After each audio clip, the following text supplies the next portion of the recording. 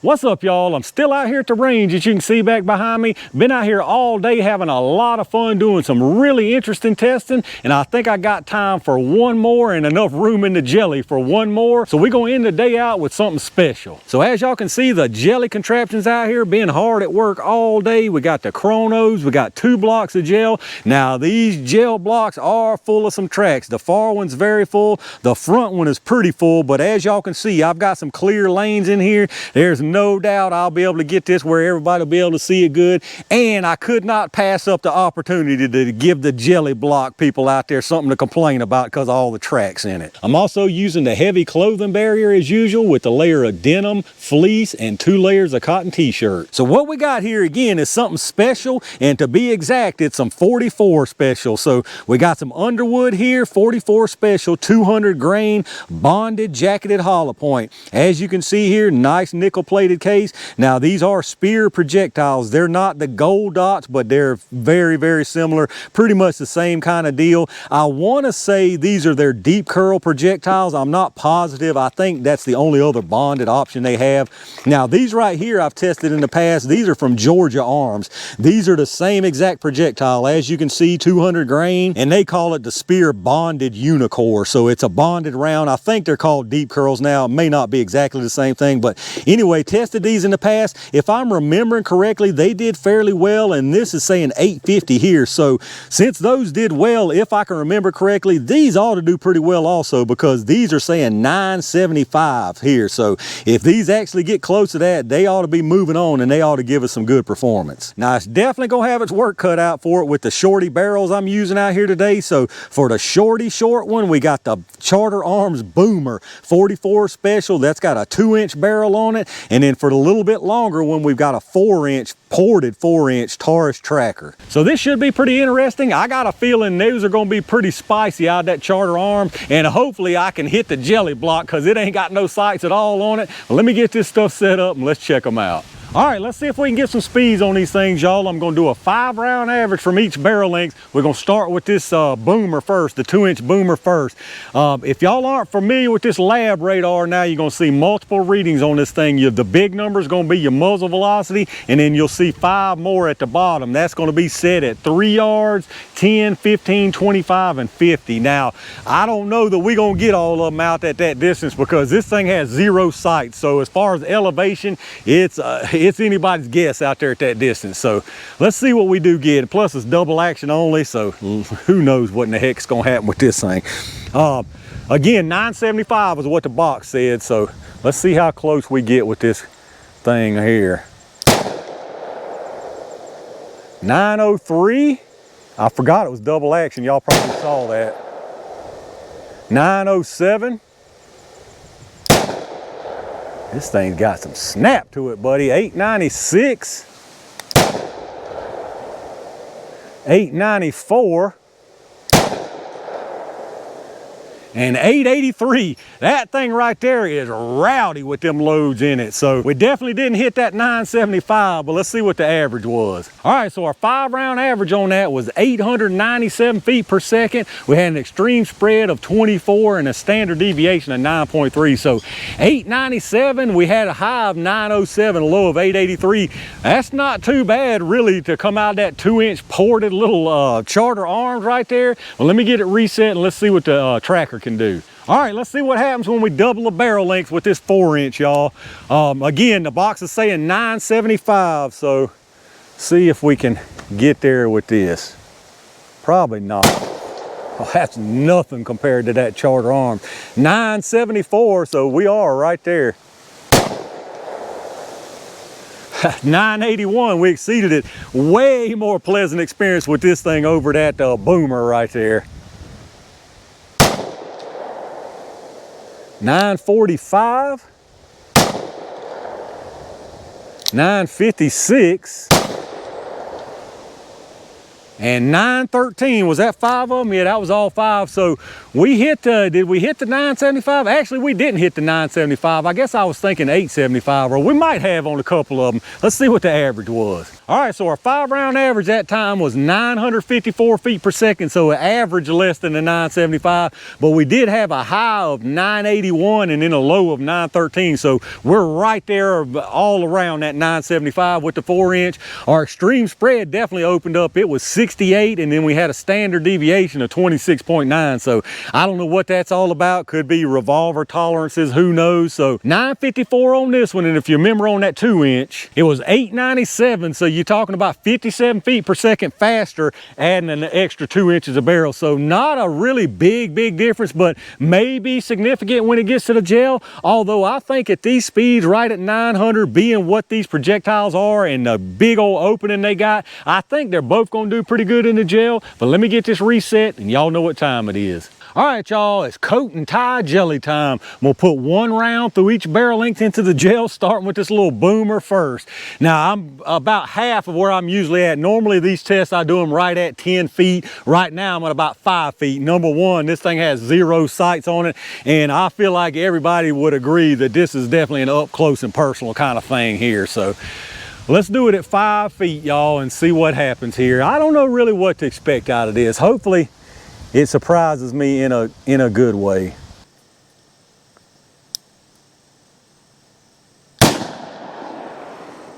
Ah, that thing went awful high. I bet it came out the side. Let me go see what I got.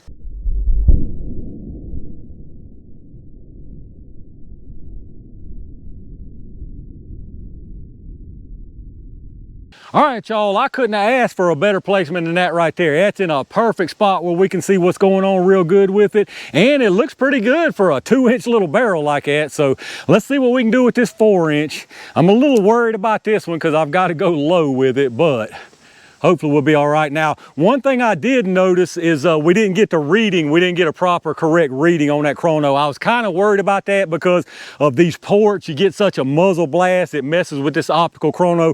But I do have the 3-yard readings from our chrono averaging from the radar. So I'll put those up there. It's a little bit different, 3 feet difference, but it's close enough. But let's see what we can do with this 4-inch, y'all. All right, that should have been absolutely perfect. Hopefully that thing stayed in there. Let me go check it out.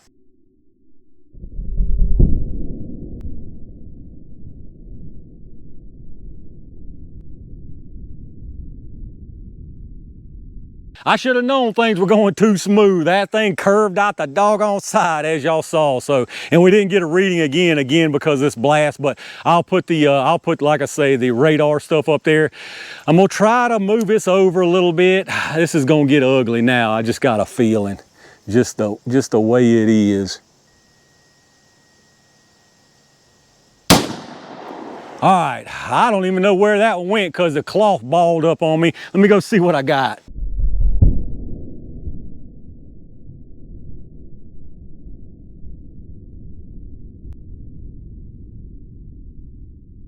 All right, y'all, let's check this out down here. That last one I sent out, the 4-inch tracker, just barely missed that first one that popped out the side. I mean, it's probably a 1/16 of an inch away as far as the entrance. It's got separate tracks and it still did what it was supposed to do, so I'm leaving it like that. If I put any more, it's just gonna be even messier. And this right here gives us plenty of info to know what we need to know. So we'll start right here on the top. That one was the one out of the 2-inch boomer. As you can see, it comes in here, looks like it expands pretty much immediately. Not a whole lot of disruption, but it does have some disruption going on there.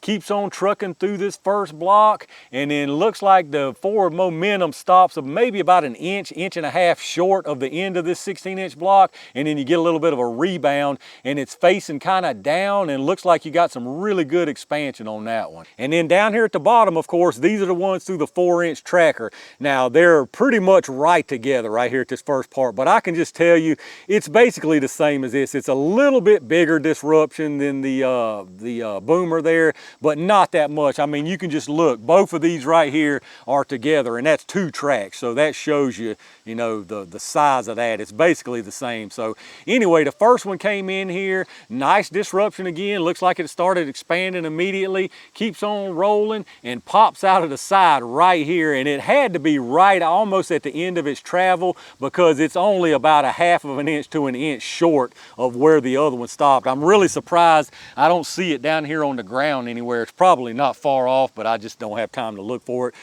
Anyway, that one popped out there, and then the last one is right above and behind this one, so looks almost identical. You couldn't tell any difference between them. Again, keeps on trucking through this block, and the forward momentum looks like it's about maybe a 1/2 of an inch to 3/4 of an inch short of the end of this block, so it went just a little bit further than that 2-inch did. A little bit of rebound again, and once again some pretty nice expansion from what I can tell. So on the penetration here, the one out of the 2-inch boomer, the forward momentum of that is exactly 14.5 inches, and then you had a little bit of a rebound. The ones out of the 4-inch Taurus, the first one went out the side of the block at exactly 14 inches, and then the one that we kept is out here at 15.5 inches. So some really nice penetration on those two, and really even the one out of the 2 inches, really nice penetration for what that is. So let's see if I can get you a little bit closer look here of those two from the 4-inch. As you can see, I could not have gotten any closer without being right in the same exact spot. So you can see them there. Nice little amounts of disruption carrying on through there. The first one pops out the side, and then there's the one we kept. Really nice expansion on that to be moving at the speed it was moving. And then if we look from the top here, this one right here, that's the 2-inch boomer. As you can see, comes on in here, keeps on rolling, and then there you see it with the rebound after the rebound, and looks like it's got some pretty good expansion on it. All right, y'all, let's check out these projectiles. This right here is some good looking stuff. Let me tell you what, out of both of these barrel lengths, this is some really good looking stuff. Something about Speer and their bonded projectiles, I mean, they've got it figured out. Really, this makes me even more upset that nobody can get the gold dots to load anymore, because these things are just so nice. So what we got here, this one is from the 2-inch boomer. This one was from the 4-inch tracker. As you can see, very nice expansion, but there is absolutely no question that that extra velocity most definitely helped. You can see here that 4-inch tracker, I mean, it peeled it on back, buddy. You can tell massive expansion on that one. The one from the 2-inch boomer, absolutely no slouch either. Not as much expansion as the 4-inch tracker, but still absolutely fantastic expansion from a 200 grain projectile moving that slow from a 2-inch ported revolver. So let's weigh them up and see if we lost anything. I don't see any crumbs at all in the gel, and it doesn't look like it, but we'll find out. They both started at 200. The one from the boomer here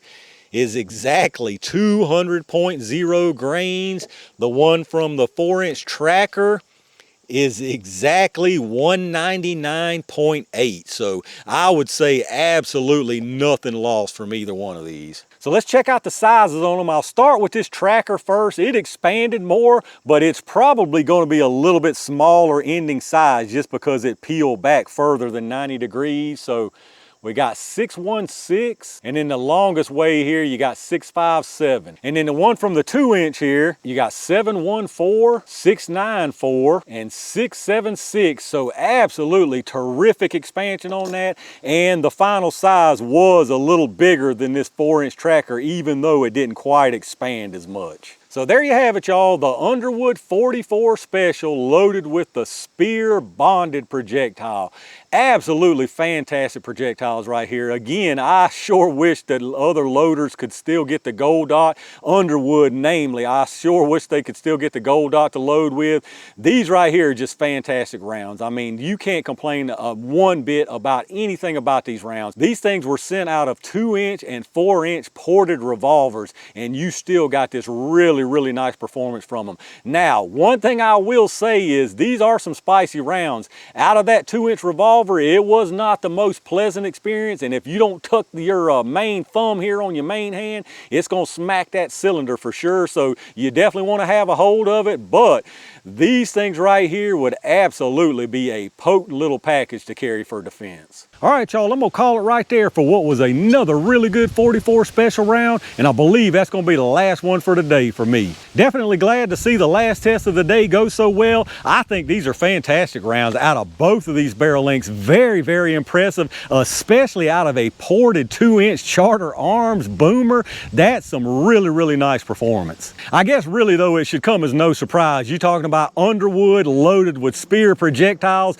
You really can't get much better than that. But let me know what y'all think about the performance from them. Do any of y'all out there carry anything chambered in 44 special, or do you carry 44 special in maybe a 44 mag you've got? If you do, is that like an EDC thing? What is it that you carry it in, and what's been your experience with it? If you enjoyed the video, as always, take a second if you would and hit that thumbs up button. Make sure you're subscribed to the channel, and make sure you've got them notifications turned on so you don't miss anything when I upload it. Shopping season is headed up quick, so if you got something to do, like I always remind you, check out those affiliate links down in the video description. I've added a few more on that campsite link, so check those out. And anything you buy after going through any of those links down there, I get a kickback from them towards the channel, so I really appreciate that. Once again, a big thanks to all my Range Gang members and every single one of y'all for showing the support to the channel like y'all do. I've had a really good time out here today and got some interesting stuff done. Plenty more on the way, so stay on the lookout. And in the meantime, stay safe, stay prepared, and I'll see you soon.